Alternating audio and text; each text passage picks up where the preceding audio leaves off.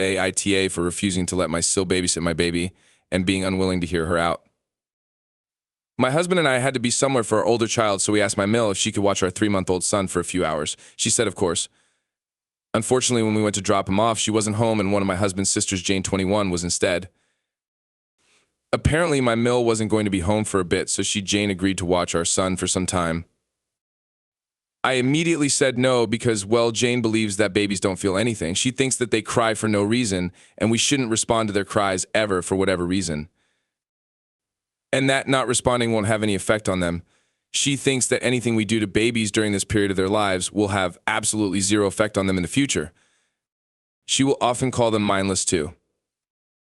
My husband called his mom and we politely explained our concerns and then hung up because we were extremely busy already and now we had to find another babysitter as well.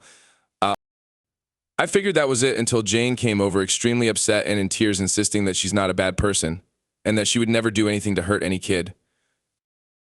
She then accused me of discriminating against her because she doesn't want to have kids like everyone else in the family. I told her straight up that I don't give a crap if she wants kids of her own, but I don't like her thoughts on how to care for babies specifically.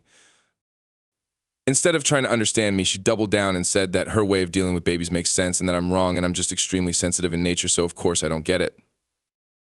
She kept arguing with me about how to take care of my baby, so I just asked her to leave and she blew up on me.